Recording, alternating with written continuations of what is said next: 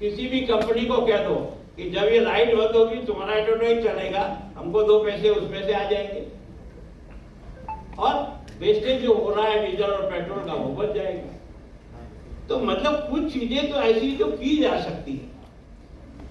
मैं सोचता हूं कि वास्तव में ये चंडीगढ़ को बसाने वालों ने, जिन्होंने भी केवल और केवल प्लानिंग करने वालों ने, उसके बाद वाले लोगों ने भी इसको जिस ढंग से संभाला है, उन सबको बहुत धन्यवाद।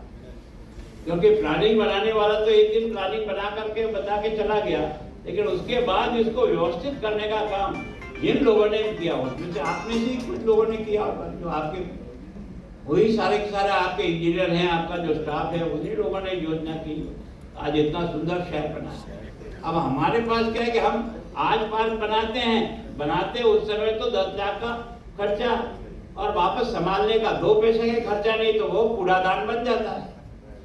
क्यों बनाया? पार्क कूड़ेदान के लिए थोड़ी बनाया था, पार्क लोगों के घूमने के लिए बनाया था। अगर आपकी क्षमता नहीं तो मत बनाओ, और जब बनाते हो तो उसको मेंटेन करो। और मेंटेन करने के लिए मैं सोचता हूं कि आपको सबसे ज्यादा अगर कोई अर्बन इनोवेशन करना है तो आपके हर काम से पब्लिक को जोड़ो, पब्लिक और आप दोनों मिलकर साथ करो।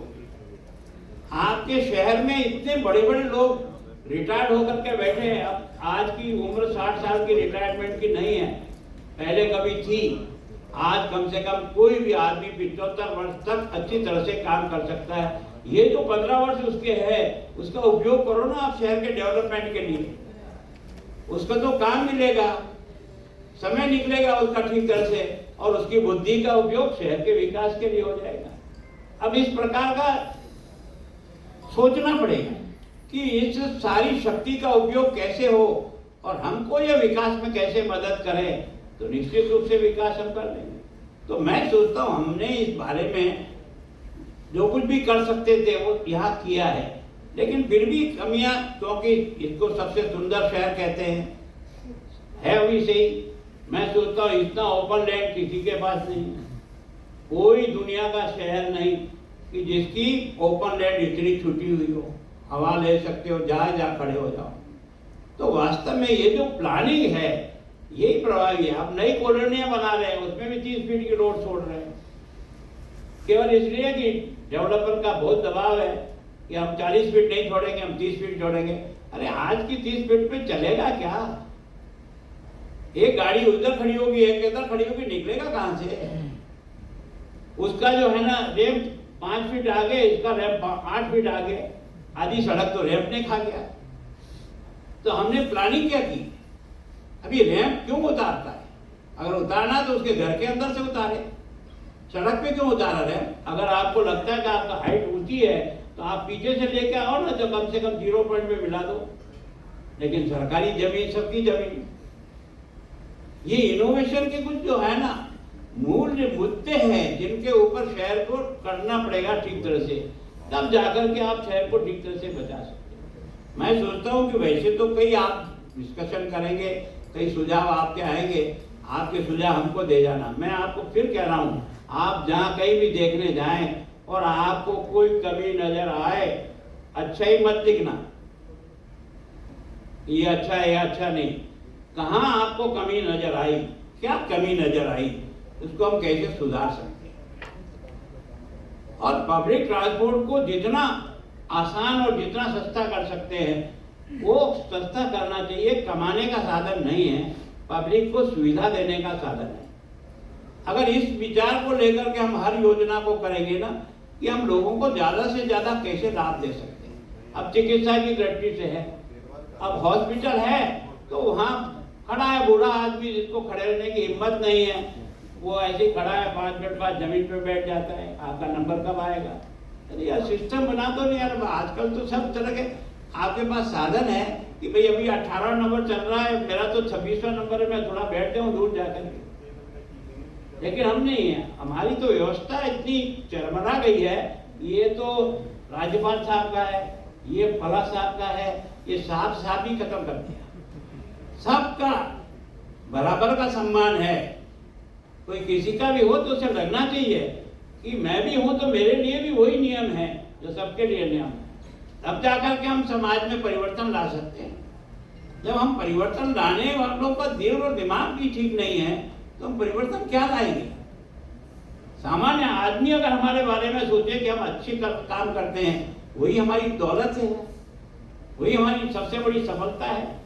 हर व्यक्ति जो आए वो किस तरह से हमारे से संतुष्ट होकर जाए, हम उसके काम को किस तरह से समझ करके करने का प्रयास करते हैं, वो हमें करना चाहिए।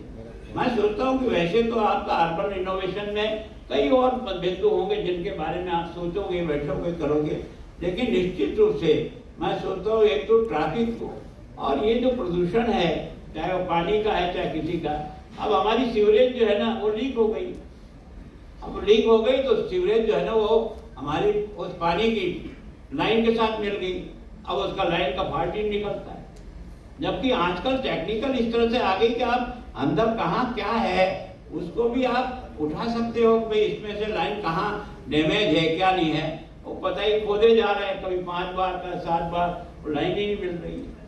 अरे कम से कम लाइन डालने के पहले नक्शा तो बनाओ, क्या लाइन डाल रहे हो, किस जगह डाल रहे हो, कितनी गहरी है, कितना क्या है, कितनी उसकी चौड़ाई है, कितनी लंबाई है, ये तो तुम्हारे रिकॉर्ड पे रहे ना कम से कम, कि इसको रिकॉर्ड पर देख करके आदमी समझ तो सके धरती पर क्या चीज डाली हुई है हमने।